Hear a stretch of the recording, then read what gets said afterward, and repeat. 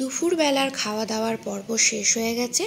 এখন বিকেল হয়ে গেছে, প্রায় 5:30 6টা বাজতে চললো। এখন সাজুগুজু করার পালা।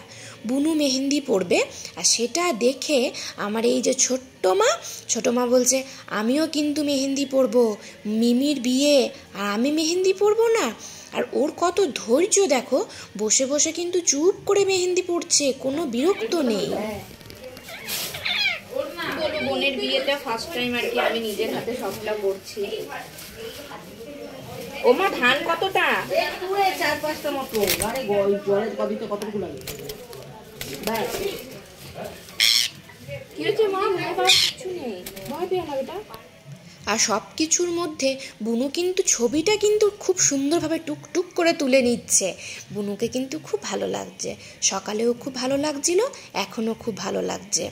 আর এখনই ম্যাডামের নাকি হাত কোমর সব ব্যথা হয়ে গেছে, দেখো ওর নাকি আর ভালো লাগছে না। তাও কিন্তু এখনও বাঁ হাতটা পুরোটা কমপ্লিট হয়নি, পেছনটা বাকি আছে। আর আমার মেয়েকে দেখো, যেখানে মাসি সেখানেই ও। কোন দিকে রাখবো? এখানে রাখো, এদিকে বাচ্চা। এইদিকে? হ্যাঁ, 5টা করে দেখ বেশি ঘুরে গেল। ব্যাস। মাসি দাঁড়া, এইটা উঠে যাচ্ছে আমার, এই চাদরটা কি যাবে না, ওটা শুকিয়ে গেছে। কি হয়েছে বল আমাকে। যাবি না? এ শক্ত খুব। না বটি দিয়ে কেটে দিচ্ছি। বুড়ি ভাঙা আছে।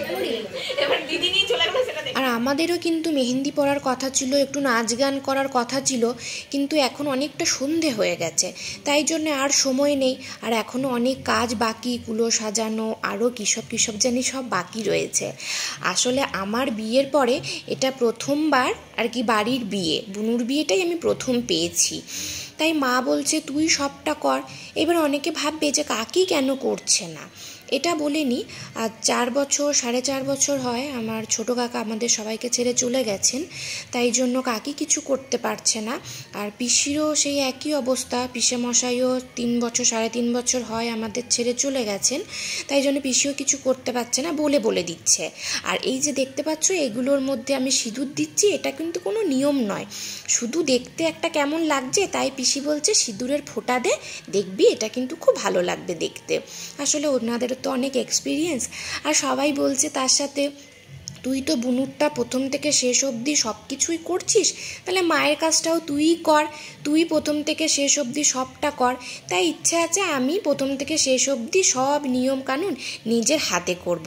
খুব ভালো লাগছে কিন্তু, কারণ এটা তো আমার প্রথমবার, খুবই আনন্দ হচ্ছে। দেখো সবটা নিজের হাতে করছি, মা বলে দিচ্ছে, পিসি বলে দিচ্ছে, আর আমি করছি। খুব বড় মনে হচ্ছে কিন্তু নিজেকে, খুব ভালো লাগছে, খুবই ভালো লাগছে।